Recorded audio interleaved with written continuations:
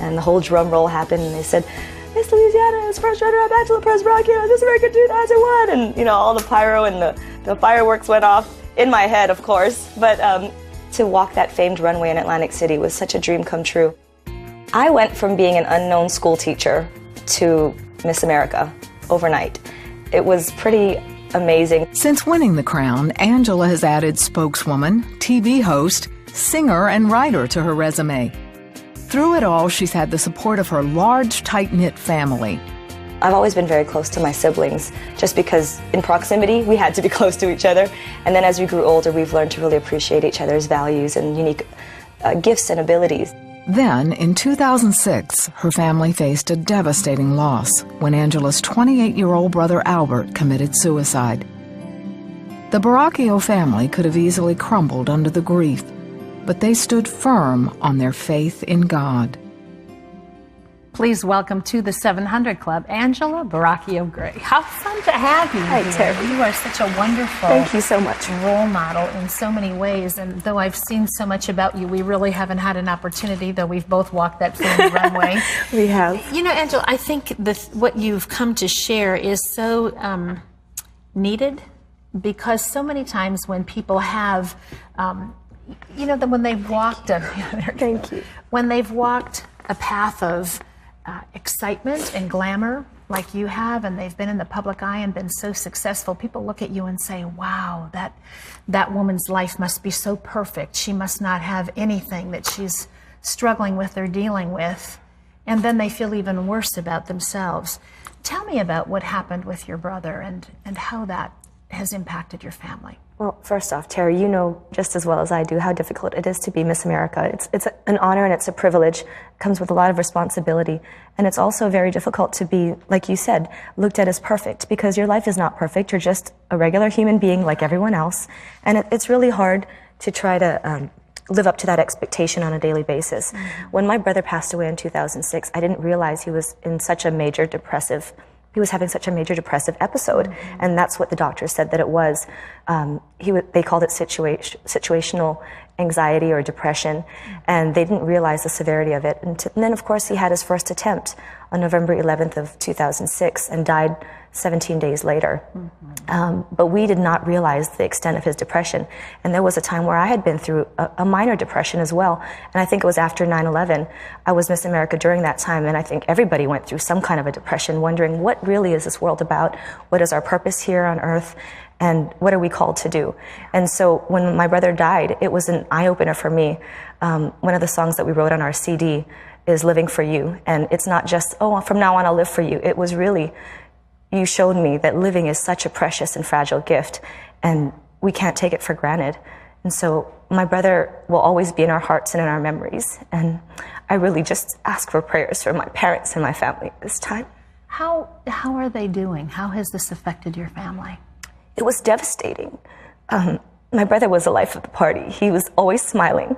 And, you know, some of the doctors think that he may have been bipolar. Mm-hmm. We don't know for sure. He was not given a diagnosis because he had only been in therapy a few days after we found out, and we didn't know the extent of it. He said he had some girl problems, which, you know, who doesn't have problems in relationships? We didn't think it was that serious. Always happy, always smiling.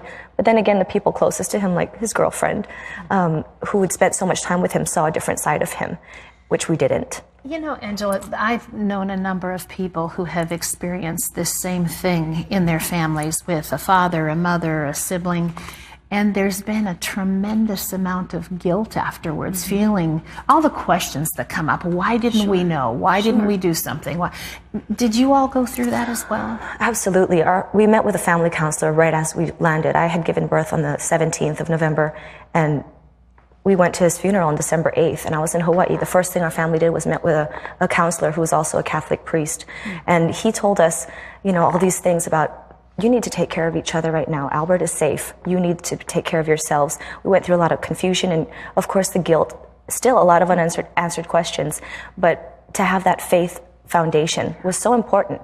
It makes you ask yourself, what do you believe in, and do I really believe in what I say I do? I think also that there are lots of people who teach that if someone makes a choice like that in their lives, that there is a permanent permanent problem with that. Where do they go when they die? Where's their soul? How did you deal with that? It was very difficult. Growing up Catholic, this was before Vatican II and all the different teachings out there about suicide. We learned if you do that to yourself, you go straight to hell. And that was very difficult for us to deal with. Talking with that counselor, the priest, he said to us, if God is a loving and a merciful and forgiving God, and He's a God of grace, and things happen for a reason that are beyond our control or understanding, and sometimes you just don't know, and you have to have faith that God knows what He's doing.